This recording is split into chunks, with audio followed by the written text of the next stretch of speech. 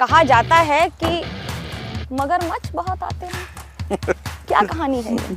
नहीं, कोई भी आदमी जो फिशरीज करेगा वो मगरमच्छ क्यों पालेगा। मायावती से इतनी तलखी क्यों रही है? देखिए, पुरानी बात हो गई। वो समय मायावती जी की सरकार बहुमत में नहीं थी, तो हम लोगों की ये मांग थी कि आप बहुमत सिद्ध करें। अब चूंकि बहुमत नहीं था इसलिए बात बढ़ती गई और फिर आगे जो हुआ वो सभी लोग जानते हैं। किसान आंदोलन का किसानों से कोई लेना देना नहीं था। जो हमारा जनसेवा संकल्प पत्र है उसमें किसानों की, मजदूरों की, छात्रों की, सबकी बातें कही गई। पायलट भी तो हैं? हाँ, आधे पायलट हैं। मतलब क्या होता है? आधे पायलट का मतलब पूरा औपचारिक हमने रिटन टेस्ट पास किया है, लेकिन अभी तक सोलो नहीं मिला। चुनाव में बीजेपी से ऑफर आया नहीं कि बात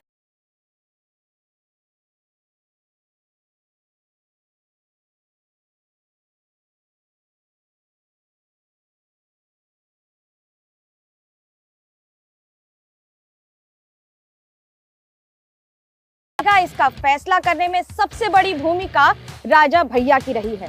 सरकारी दस्तावेजों में तो इन्हें रघुराज प्रताप सिंह कहते हैं, लेकिन कुंडा की जनता प्यार से राजा भैया कहती है।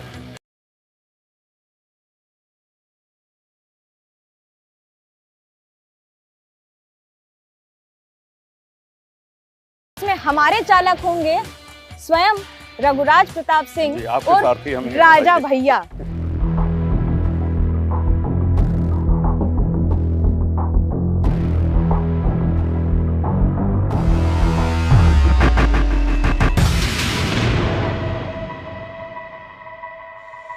पिछले 3 दशकों में उन्होंने उत्तर प्रदेश की राजनीति में कई सारी भूमिकाएं निभाई हैं। कभी सरकार बनाई है तो कभी सरकार गिराने में भी उतनी ही बड़ी भूमिका निभाई है। लेकिन आज हमारे साथ सारथी की भूमिका में है राजा भैया। इस समय उत्तर प्रदेश की सरकार में भी क्या हम ये कहें कि ये भूमिका कायम रहेगी? देखिए, सबसे पहले तो स्वागत है आपका। ये अभी नहीं कहा जा सकता कि सरकार के अंदर रहेंगे कि बाहर रहेंगे, क्योंकि प्री पोल अलायंस किसी से हुआ नहीं है। जनसत्ता दल अपने बलबूते पर बिना किसी दूसरे दल की बैसाखी के चुनाव लड़ रही है और बहुत से प्रत्याशी ऐसे हैं जिनको जनता का पूरा स्नेह आशीर्वाद मिल रहा है और स्थिति बड़ी अच्छी है। हम आशान्वित हैं कि हमारी मेहनत रंग लाएगी। कुंडा, बाबागंज, ये जो प्रतापगढ़ की 2 विधानसभाएं हैं, इनके अलावा भी और कई सीटें हैं जहां हम जीतेंगे। लोग आपको प्यार से राजा कहते हैं और हम जो तस्वीरें दिखा रहे हैं वो आपके राजत्व का महत्व भी बताती है। राजा भैया ही क्यों? नहीं, देखिए, आपको यहाँ खेत दिख रहे हैं, बाग दिख रही है, इसमें कोई राजशाही वाली बात नहीं है।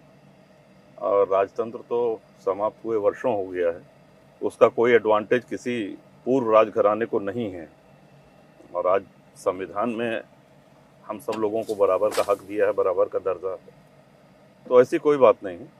और राजनीति में सफलता कड़ी मेहनत ही एकमात्र रास्ता है जिसके द्वारा प्राप्त की जा सकती है। मेहनत आपने बहुत की है, लेकिन एक दिलचस्प आंकड़ा ये भी है कि 1993 से लेकर अब तक लगभग हर सरकार में, मायावती की सरकार छोड़ दें और योगी आदित्यनाथ की सरकार, तो इस सरकार में वो भूमिका क्यों नहीं मिली? क्योंकि मंत्री पद लगभग आपको हर सरकार में मिला है, समाजवादी पार्टी हो या फिर राजनाथ सिंह में बीजेपी की सरकार हो।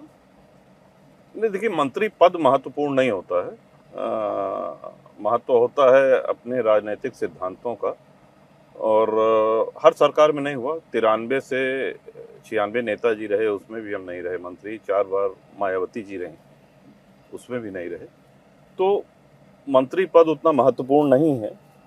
सबसे महत्व की बात है कि क्षेत्रवासियों का, अपने मतदाताओं का विश्वास अर्जन और हर बार बढ़े हुए मतों से जीतना, तो ये हम अपनी सबसे बड़ी उपलब्धि मानते हैं। इस पर मैं आती भी, क्योंकि 1 लाख से ज्यादा वोट से आप लगातार जीते हैं, निर्दलीय जीते हैं। तो इस बार जनसत्ता दल लोकतांत्रिक को बनाने की जरूरत क्या पड़ गई? 25 साल निर्दलीय जीतने के बाद सभी से राय ली गई कि आगे क्या किया जाए। 25 वर्ष हो गए निर्दलीय के रूप में, तो निर्दलीय लड़ा जाए, किसी दल में शामिल हो जाएं या स्वयं का दल बनाएं। तो अधिकांश लोगों ने ये कहा कि अपना खुद का दल बनाया जाए। 13 सीटों पर चुनाव लड़ रहे हैं, इससे ज्यादा हो सकती थी, कम हो सकती थी? 17 सीटें हैं। जहां जहां हम मजबूत स्थिति में हैं, क्योंकि कोविड के प्रोटोकॉल भी अब तो काफी उसमें छूट दे दी गई है, लेकिन दौड़ों पर, रैलियों पर, जनसभाओं पर या रोड शो पर अभी तक प्रभावी ढंग से रोक लगी हुई थी। तो ऐसी स्थिति में हर जगह पहुंच पाना संभव नहीं था। तो पार्टी के सभी पदाधिकारियों ने ये निर्णय लिया कि संख्या से ज़्यादा हमको ये देखना है कि जहां हम मजबूत स्थिति में हैं वहीं लड़ाया जाए। मायावती से इतनी तल्खी क्यों रही हमेशा? देखिए, पुरानी बात हो गई वो, और उस समय मायावती जी की सरकार बहुमत में नहीं थी, तो हम लोगों की ये मांग थी कि आप बहुमत सिद्ध करें। सदन के अंदर ही बहुमत सिद्ध किया जा सकता है, ये तो हम सभी लोग जानते हैं। तो यही हम लोगों की मांग थी। अब चूंकि बहुमत नहीं था, इसलिए बात बढ़ती गई, और फिर आगे जो हुआ वो सभी लोग जानते हैं।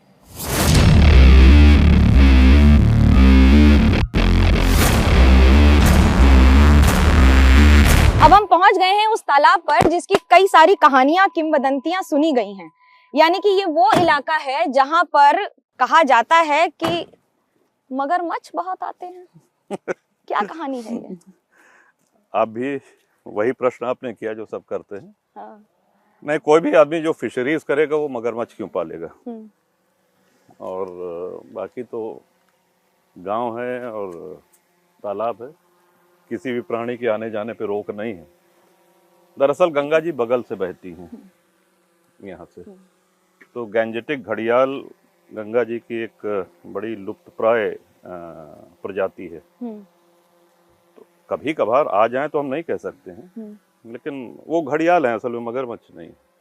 तो कंकाल निकलते हैं, वो फेंके किसने? नहीं, कंकाल कभी भी यहाँ से नहीं निकले। ये भी आपने बहुत अच्छा सवाल किया। देखिए, बहुत से ऐसे लोग हैं जो अंतिम संस्कार के लिए लकड़ियों की व्यवस्था नहीं कर सकते हैं। गंगा जी के तट होने के कारण यहाँ पे प्रवाहित कर दिया जाता है, और जब जल कम होता है तो आप गंगा जी की बालू में चलेंगी तो कोई हड्डी, कोई अस्थियां ये मिल जाती हैं। और उस समय मायावती जी के दौर में जिसको जो कहानी बनानी थी वो बनाई। लेकिन राजा भैया से नाराजगी होती है, वो व्यक्ति लापता हो जाता है और फिर कुछ कंकाल निकलते हैं, भले ही वो डीएसपी हक साहब हो या फिर आसपास जिसकी कहानियां नहीं। पहली बात तो देखिए कि सच्चाई है, ये आपसे बेहतर कोई नहीं बता पाएगा। पहली बात तो लापता कोई नहीं हुआ है। डीएसपी मर्डर एक बहुत ही दुर्भाग्यपूर्ण घटना यहाँ की थी, जो कि पूरे गांव के सामने हुई। जो लोग इसमें थे, शामिल थे, एक मॉब फ्रेंजी का केस था वो, और जो लोग इसमें शामिल थे वो आज जेल में हैं। सबसे बड़ी एजेंसी ने जांच करी है और उसमें कानून अपना रुख अख्तियार कर रहा है। तो जो सच्चाई है वो लोगों के सामने है। कहते हैं भय बिन होए न प्रीति, तो ये क्या उस तरह की एक बात भी है? देखिए, भय बिन होए न प्रीत, ये तुलसी बाबा ने श्री रामचरितमानस में किस संदर्भ में कही है उसका भी हमको ध्यान देना पड़ेगा। जीवन के हर पहलू पे इसको लागू नहीं किया जा सकता है। तो जब भगवान श्री राम जब समुद्र से रास्ता मांग रहे थे और उनका अनुरोध नहीं सुना, तब उन्होंने ये शब्द कहे। घुड़सवारी जी, रिवॉल्वर, गोली चलाने से लेकर सबसे ज्यादा और सबसे बढ़िया शौक कौन सा है? नहीं, स्पोर्ट्समैन तो हम रहे हैं और शूटिंग करी है खूब, डबल ट्रैप, और घुड़सवारी का शौक बचपन से रहा है, वॉलीबॉल का शौक रहा है। तो ये 3 स्पोर्ट्स। अभी फिटनेस में भी उसी को लागू करते हैं या अरे सिर्फ? अब कहाँ समय मिल पाता है, अब समय नहीं मिल पाता है खेलने का, नियमित खेलने का। लेकिन हाँ, कभी समय मिला तो चूकते नहीं।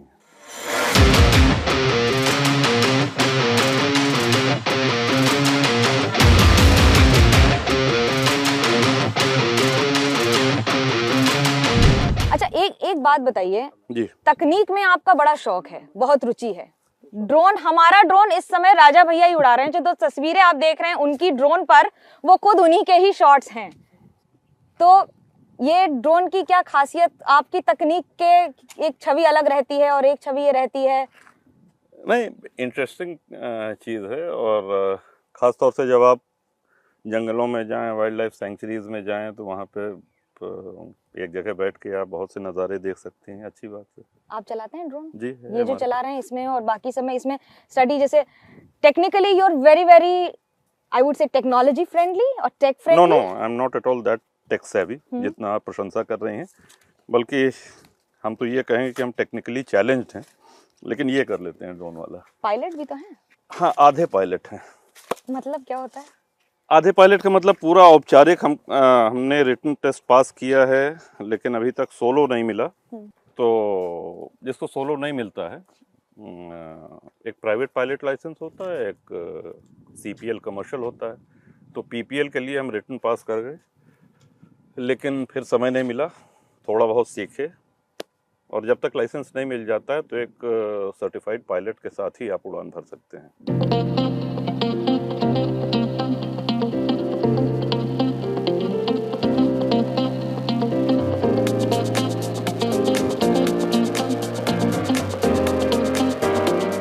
राजा भैया के विरोधी भी यही कहते हैं कि राजा भैया अपने आप को राजा समझते हैं और एक पैरेलल सरकार चलाते हैं कुंडा में। क्या कहेंगे आप? नहीं, विरोधी आपने शब्द इस्तेमाल किया, तो विरोधी जो भी कहेगा वो अच्छा तो नहीं कहेगा, क्योंकि वो एक धारणा उसकी बन चुकी है। लेकिन हमारे साथ ऐसी कोई समस्या नहीं है कि अपने को राजा माने या ऐसा कुछ माने।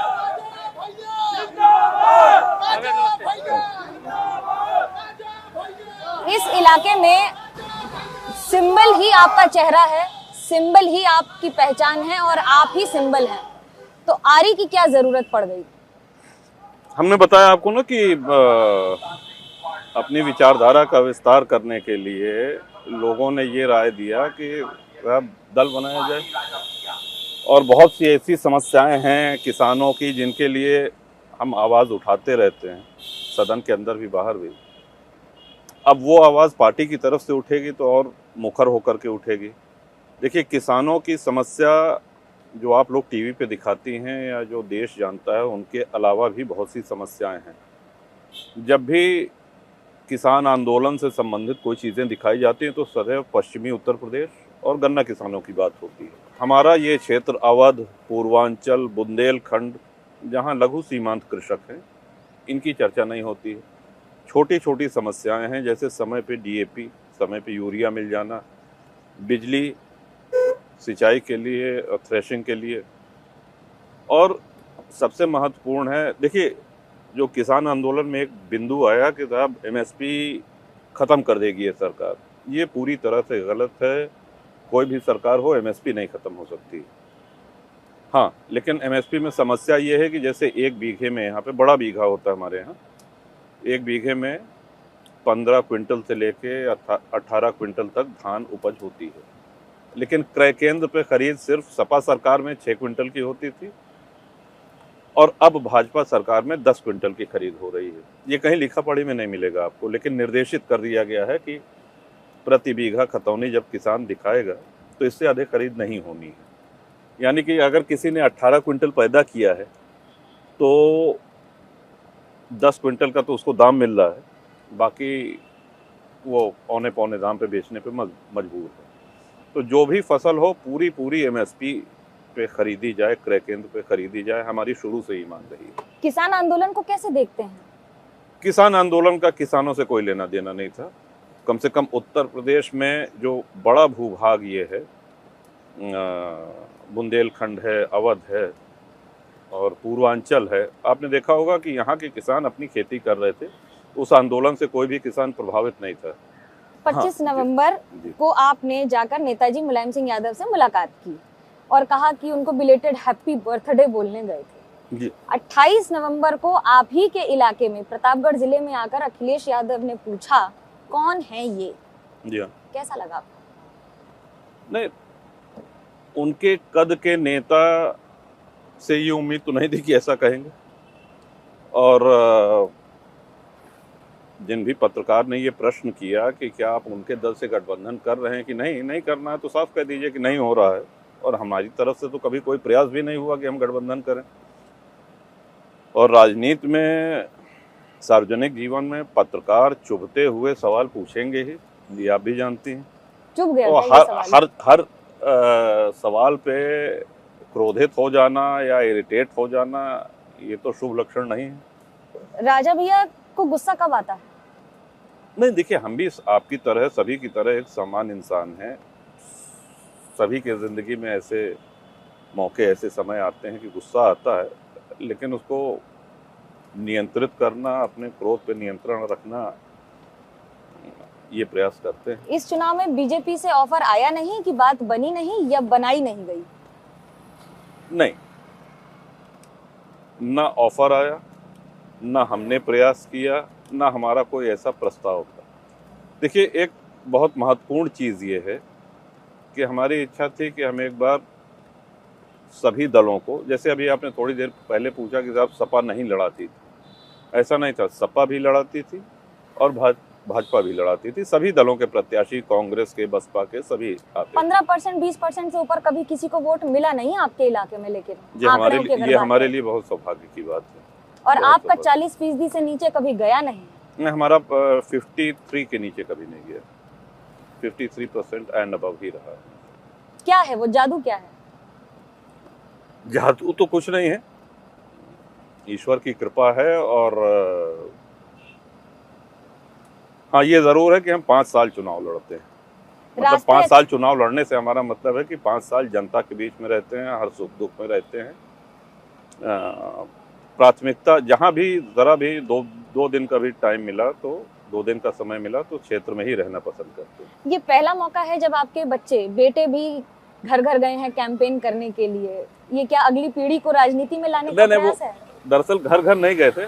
कोविड के कारण स्कूल बंद था, तो घूम रहे थे यहीं पे। तो कोई प्रचार टीम जाती तो उसके साथ गाड़ी पे बैठ लेते, अपना चले जाते थे। अब स्कूल खुल गए हैं तो फिर वापस गए। राजा भैया तो लोकसभा चुनाव नहीं लड़ते, लेकिन उनकी पार्टी लड़ती है, तो राजा भैया क्यों नहीं लड़ते हैं लोकसभा का चुनाव? नहीं, अभी तक तो प्रदेश की राजनीति में ही हमारी रुचि ज्यादा रही है, और दिल्ली जाने की अभी कभी सोचा नहीं है सर।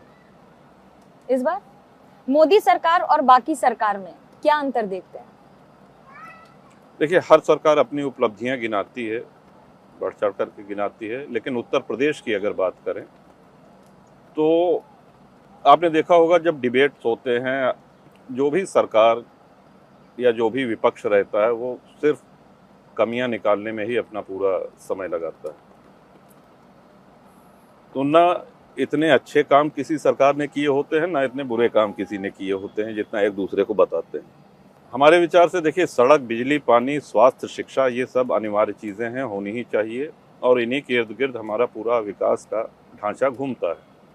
विकास हुआ है, नहीं हुआ है, लेकिन इसके साथ साथ जनप्रतिनिधि की उपलब्धता, ये ऐसा विषय है जो शायद मीडिया वाले इसको भूल जाते हैं या उठाते नहीं हैं। अक्सर आप देखिए, प्रत्याशी का क्या व्यवहार है चुनाव के पहले और चुनाव के बाद, चुनाव जीतने के बाद उसका व्यवहार कैसे बदलता है, ये बात लोगों को बहुत अखरती है। अब इसका विकास से कोई लेना देना नहीं है, लेकिन व्यक्तिगत व्यवहार अगर परिवर्तन हुआ तो मतदाताओं में बड़ा खराब संदेश जाता है, लोग इसको पसंद नहीं करते हैं। दूसरा, जब भी क्षेत्र की जनता को आवश्यकता पड़े, बहुत से ऐसे काम होते हैं कि उनको अपने विधायक की सहायता की ज़रूरत पड़ती है, आवश्यकता पड़ती है। उस समय विधायक उपलब्ध रहे और उनको लगे कि हाँ, सच्चे मन से इसने हमारा साथ दिया या हमारी मदद करने का प्रयास किया, तो ये एक अलग विषय। अब उनको ज़रूरत है, विधायक जी कहीं संपर्क में नहीं आ रहे हैं या बाहर हैं, तो ये सब वो चीज़ें हैं जो बहुत ही महत्वपूर्ण भूमिका चुनाव में निभाती हैं। कई ऐसे प्रत्याशी हैं जो जातीय समीकरण न होने के बावजूद लगातार जीतते चले आ रहे हैं। बहुत से ऐसे प्रत्याशी हैं जातीय गणित जिनके पक्ष में है, एक चुनाव जीत गए, दोबारा नहीं जीते। जातीय गणित पर आते हुए ये कहा जाता है कि योगी सरकार में ठाकुरों का बड़ा बोलबाला है, उनकी दबंगई चमकी है। ये शब्दावली को कैसे देखते हैं? नहीं, हम इसको नहीं मानते हैं, बल्कि हम तो ये कहेंगे कि क्षत्रियों को एक ये अफसोस है कि अब ये कहा जाता है ऐसा, लेकिन दरअसल ऐसा नहीं है कि कोई आउट ऑफ द वे उनको कोई फेवर कर रहा हो। ऐसा हमको देखने में तो नहीं लगा इन 5 वर्षों में। मुलायम सिंह यादव, अखिलेश यादव, किसकी सरकार बेहतर काम कर रही थी? आप सरकार की बात कर रही हैं या व्यक्तिगत नेता की बात कर रही दोनों। हैं? देखिए, नेताजी आप किसी से भी पूछिएगा और अगर दोनों की तुलना करी जाए तो नेताजी को ज़्यादा अंक मिलेंगे। और पार्टी की दल के बाहर भी उनकी जो एक उनका जो सम्मान है या लोग मानते हैं उनको, तो उस मामले में भी नेताजी का कोई जोड़ नहीं है। भले कोई समाजवादी पार्टी में ना हो, लेकिन वो सम्मान करता है नेताजी को। योगी सरकार को 10 में से कितने नंबर देंगे और क्यों? देखिए, नहीं। ये प्रश्न कोई ऐसा नहीं है कि हम नंबर देने वाले हम कौन होते हैं, लेकिन हाँ,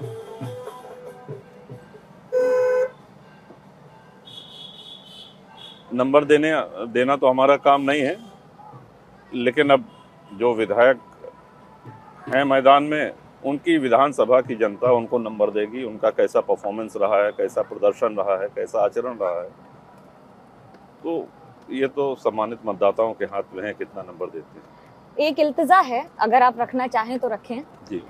राजा भैया गुनगुनाते भी हैं, तो क्या कुछ सुनाएंगे जनता के लिए इस चुनावी मौसम में? ऐसा नहीं, अभी सिर्फ और सिर्फ इसी पे ध्यान केंद्रित है। और देखिए, आप हमसे गाड़ी भी चलवा रही हैं, आप इंटरव्यू भी हो रहा है आगे, अभी हम लोग लेट भी हो गए हैं, तो पूरा ध्यान अभी उधर लगा हुआ है।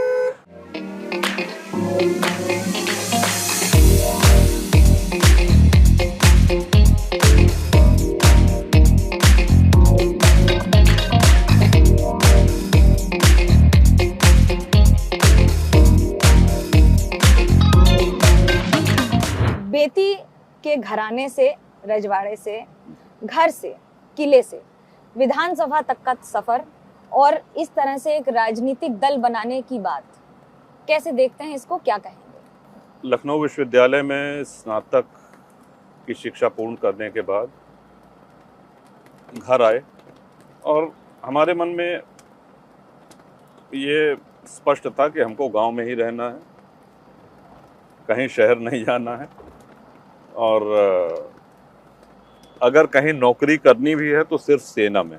तो उसमें रुचि थी। आज भी हमारी इच्छा है कि हमारे दोनों पुत्रों में से कम एक सेना में जाए। बाकी उनकी ज़िंदगी है, क्या वो चुनते हैं ये उनके ऊपर है, कोई हमारे तरफ से ज़बरदस्ती नहीं है।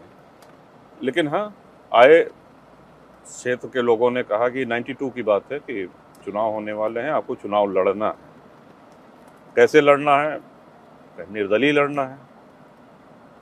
तो सब कुछ यहाँ की सम्मानित जनता के कहने पर, उनके आदेश पे हुआ है।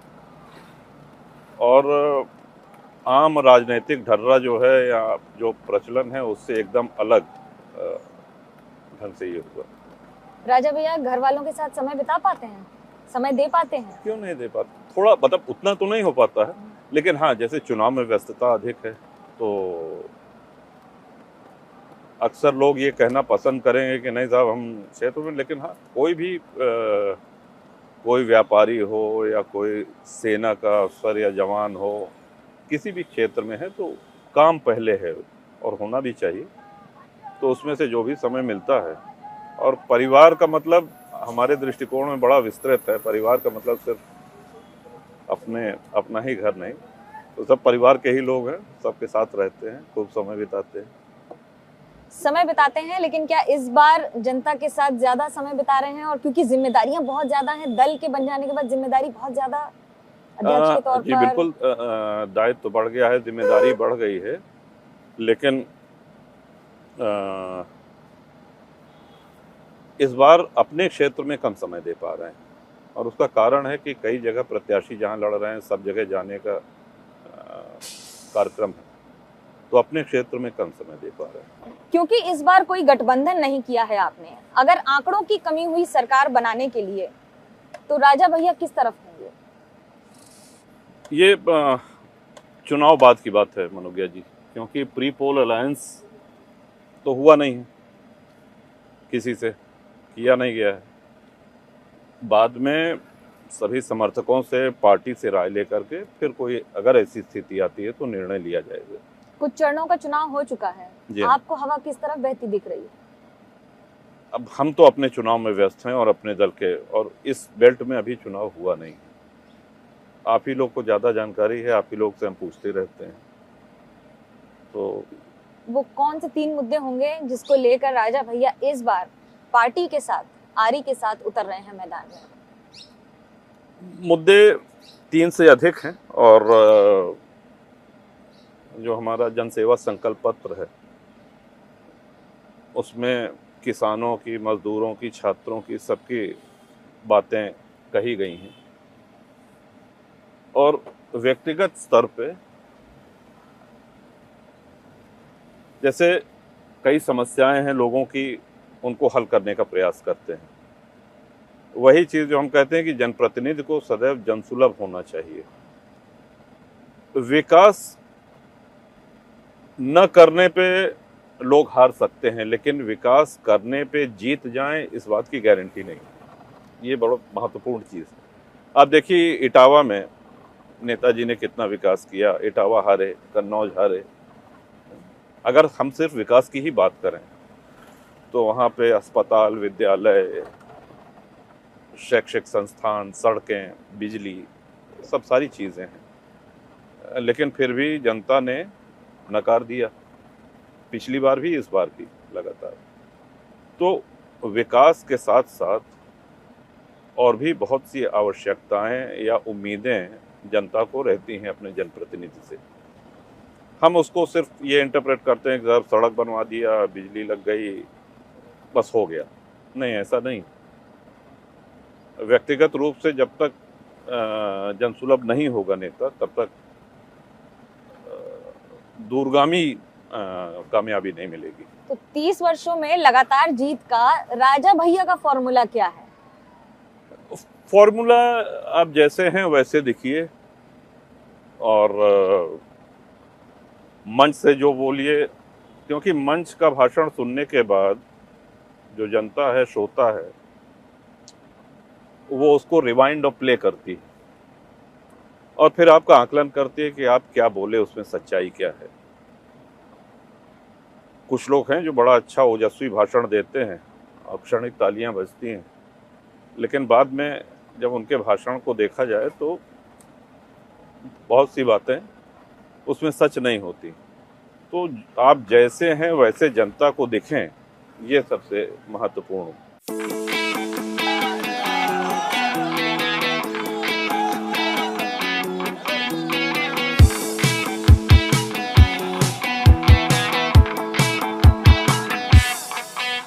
ये जो स्मारक है, हमारे 11 पूर्वज यहाँ पे वीर गति को प्राप्त हुए थे नवाब ऑफ अवध से लड़ते समय।